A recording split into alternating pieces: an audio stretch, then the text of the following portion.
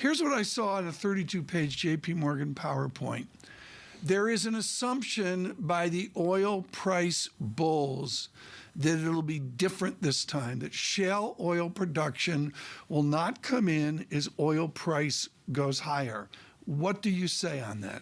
Yeah, I think the price elasticity of shale production has changed, dramatically changed. This is not 3 or 4 years ago. No, it isn't. At least right now it isn't. I was in Texas last week, met with lots and lots of shale producers, and it's a very different mood. In fact, some companies who initially said they'll grow by 5%, they revised it to 0% and their share prices rose.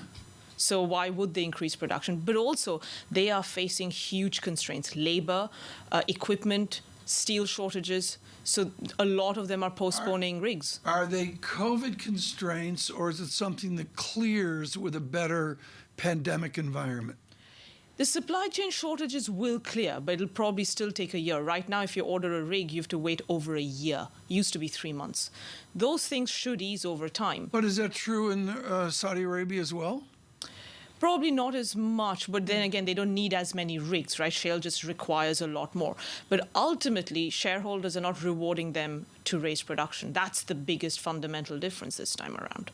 Okay, that's on the shale side. When it comes to OPEC Plus, they surprised the market to a large extent last week when they decided to proceed with a production hike in January. Do you think that means that they will then have to slow or dial back in the following months?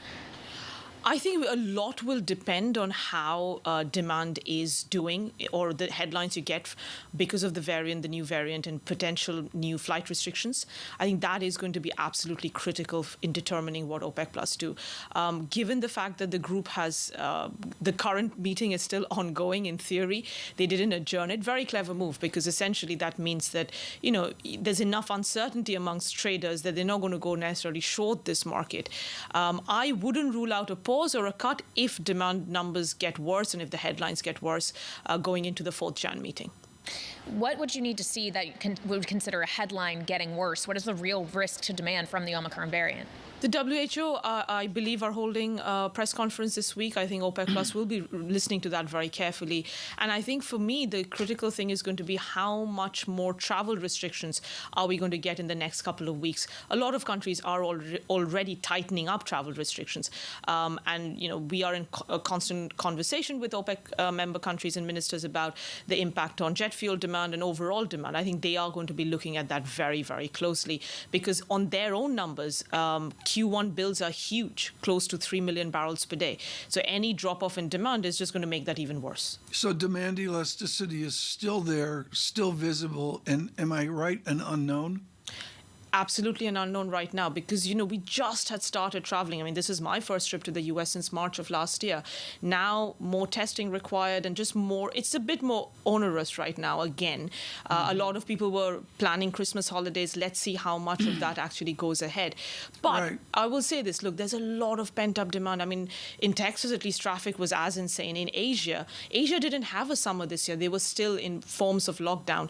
There is a lot of pent-up demand amongst consumers to go out there and travel. So what is your call on oil as we speak to all these experts, some of them in the bright lights of major firms and all that? Just to color it, is $80 the new $60? Do you see a trend up to the headline grabbing $100 a barrel? We've had 85 for 2022 for over 3 years now. It was based on the thesis of underinvestment and that shale is not going to react in the same way.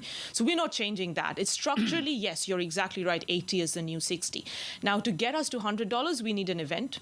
There's plenty out there. Sure, Libya, and Nigeria. Others say that. Yeah, yes. Absolutely. But I don't see us going to $100 in the near term. Ultimately, COVID is still around, and that's capping demand. So we really need to look through to 2023 when the real supply shortages kick in. That's when you can see $100.